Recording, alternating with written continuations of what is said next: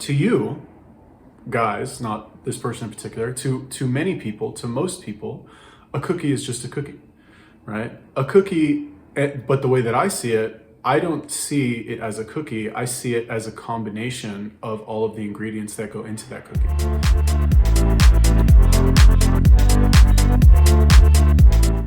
What's up, guys? Before we get into the video, just wanted to let you know that I have a brand new book out called The Binge Solution, 10 simple recipes to stop you from binge eating.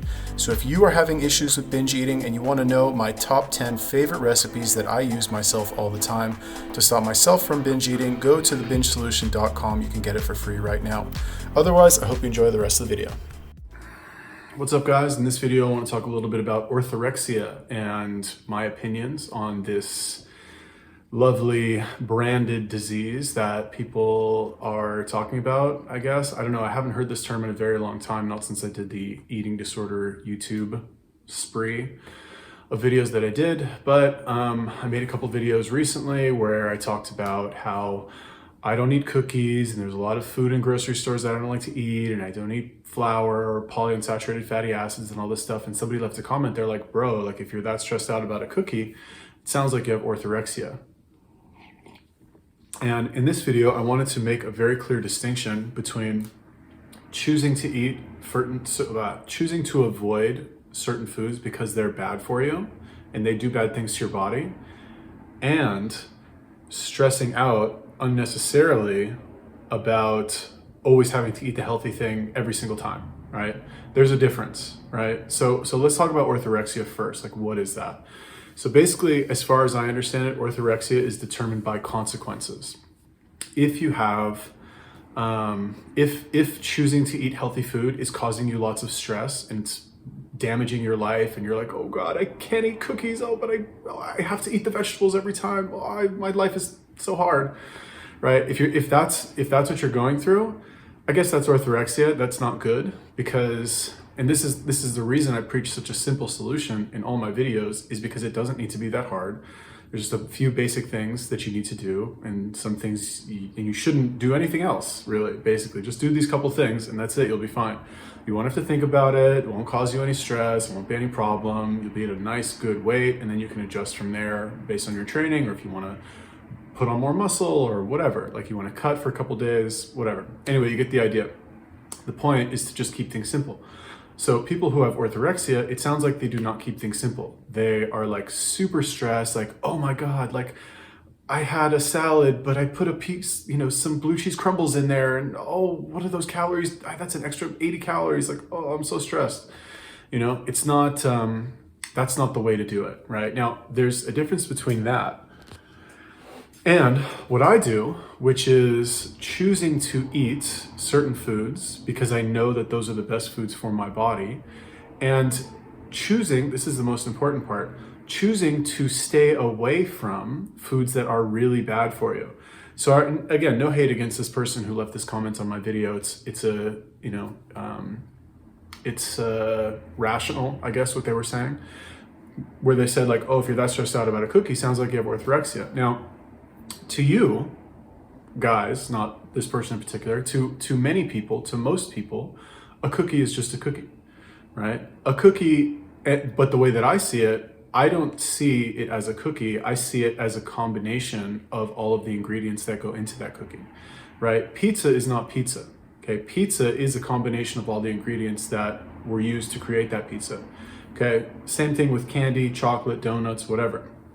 So this is one of the reasons why I, ever since becoming much more strict with my diet, really the past 2 months, maybe since rediscovering Weston A. Price, I like to cook a lot more, because it allows me to make foods, I guess healthy junk foods kind of, but that are actually healthy, not like the fake junk foods, not like fake, I guess actually it would be fake junk foods, but made with natural ingredients that are found like in the world and are not processed.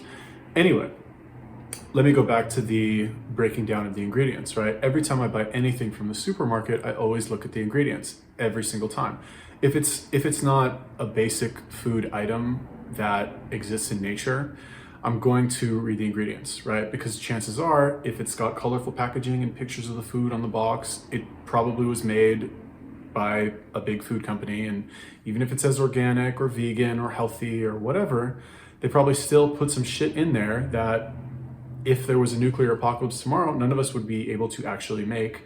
Hence, it would not be good for you. It's man-made, it's processed. It's probably not a good idea to ingest that as a major contribution component of the calories that you eat. If you're taking a supplement or a drug or something like that, that's not to be used for calories. It's for a very specific effect on your brain chemistry, for example. Anyway, the point is that you see a cookie, I don't see a cookie. I read the ingredients, I see a fucking list of ingredients this long, enriched wheat flour, which is not good. I try not to eat any wheat anyway, because it is inflammatory for everyone, right? This whole gluten allergy, that people, or what is it called, celiac? That's just people who are very sensitive to gluten. I believe that everybody has a baseline sensitivity to gluten because it's an inflammatory food. But anyway, just try and go through these quickly, right? Soy, I don't eat any soy. I try not to eat any soy, even though soy lecithin is in pretty much everything. That's something that's been unfortunate, right? Chocolate chip cookies, for example, have both of these things. The chocolate that is used in most most products that contain chocolate in the United States have soy lecithin, soy lecithin as an emulsifier, which is designed to keep the substance together instead of breaking apart, right? Eggs are also used as an emulsifier, but soy lecithin is just so cheap.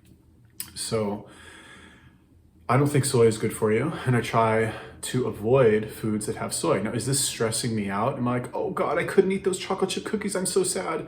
No, it's like, for example, right? If I was to see somebody smoking a cigarette, would I be like, oh God, I really want that cigarette. Oh no, I can't have one. Oh, because it's not good for me. Oh, I'm so sad.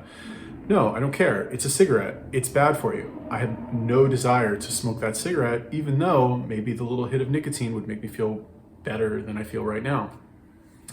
So that's how I view it, right? Same thing with polyunsaturated fatty acids, which when you control for calories have been shown to increase fat storage. And I think, what was the other one? Something with your mitochondria, like inhibit mitochondrial function, something like that. And it's the linoleic acid, right? Which is found in safflower oil, sunflower oil, palm kernel oil, soybean oil, and there's a couple more. But basically anything that's not olive oil, coconut oil, sesame oil, right? It can't come from a seed. Although sesame oil is a seed. I'm not sure about sesame oil, so don't quote me on that. But olive oil is okay, coconut oil is okay. These days, personally, if I'm going to cook, I've never cooked with canola oil. I think that shit is disgusting. I realized it was disgusting a long time ago, but the problem is that if you go to a restaurant, for example, and you order a burger, they're not cooking that shit in olive oil. They're cooking that shit in fucking gross ass vegetable oil because they buy the jug like this for $2 and it's more cost effective for them. Anyway, if I'm gonna cook, I'll either use beef tallow or I'll use ghee, which is clarified butter. Anyway, does this stress me out is the point. Do I have orthorexia because I'm choosing, because these unhealthy foods that will fuck you up gross me out? Does that mean I have orthorexia? Does that mean that people who choose to avoid these foods, regardless of the level of stress that it causes them, they all have orthorexia? I don't think that's the case. I really don't. If you naturally pursue something that is healthy, and you avoid things that are unhealthy, does that mean now that you have a mental disease? I think that's very telling of the way that our culture is moving. It's like everything is a mental disease. Like you experience a little bit of discomfort. Oh my God, you're mentally ill. Like you have a problem. Let's all give you pity. Let's feel bad for you. Don't worry there, little victim. It's okay to not expect anything of yourself. I think it's pretty fucking pathetic, not gonna lie. But again, like I said, the issue is how much stress it causes you. If it's causing you a lot of stress, then yeah, you could say it's a problem. It's a stupid problem from my point of view, but it's still a problem. And the solution to the problem, which I've made you wait, I don't know, whatever, 10 minutes for, is this. You guys are gonna be so sick of me for saying this, but you eat nutrient-dense foods like meat and eggs. You eat them once a day in copious amounts, and you won't want to eat any of these other foods, right? Yeah, sure, I love Krispy Kreme, I love pizza, I love French fries, and it sucks sometimes. I was hanging out with a friend of mine 3 weeks ago, and this guy does not take care of his health really at all. And he was like, we were going to the store to buy something, and I was reading the ingredients of everything. And he's like, bro, why are you reading the ingredients? Come on, let's get some Nutella. Let's get some croissants, And I read the ingredients of Nutella, and I read the ingredients of the croissants. And I was like, I'm not eating that shit, bro. Fucking go have fun. I'm gonna go, eat something else. Was I like, oh God, I'm so stressed out, I need to blog about it? No, not at all. I do not do things like that. That's really what it comes down to. I'm the type of person, I don't do that, okay? That's not me. Am I like stressed out that I can't go shoot heroin with my fucking heroin junkie friends that I don't have, like my imaginary ones? Does that stress me out? I'm like, oh no, I can't shoot heroin today. Oh, I'm so sad. No, because I don't do shit like that. I don't shoot heroin. I don't smoke cigarettes. I don't eat unhealthy food. Yeah, it tastes good sometimes, but you are probably just so used to eating garbage. It's such a part of our culture. It's such part of the mainstream. It's like, what? You're not gonna have pizza, bro? It's my birthday party. Come on, we're gonna get pizza. Well, actually, to me, it's not pizza.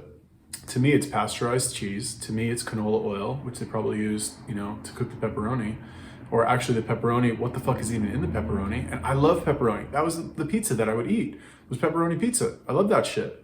But if I know that, number one, if I eat that pizza, I'm gonna have a problem the next day in the stomach region. Number two, the enriched flour is going to make me bloat. Number three, the pasteurized cheese is gonna sit like a fucking rock in my stomach and offer virtually no nutritional value.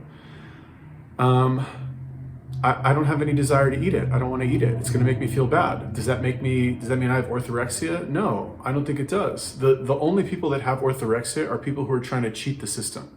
That's what it comes down to, right? If you're not actively trying to be healthy, you're trying to cheat the system by doing all these little workarounds like, oh, I gotta eat the salad, I gotta eat this, I gotta eat that, and if I don't, oh no, I won't reach my goal.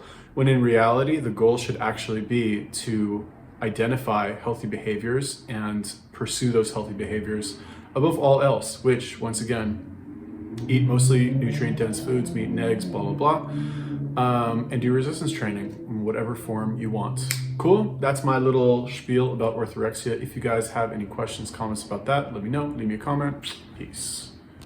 What's up, guys? Thanks for watching the video. Please remember to like, comment, and subscribe. Any and all comments are appreciated as they do help the algorithm.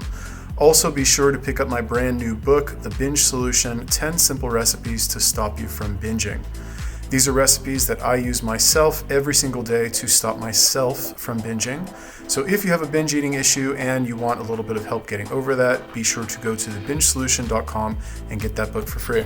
Otherwise, I'll see you in the next video. Peace.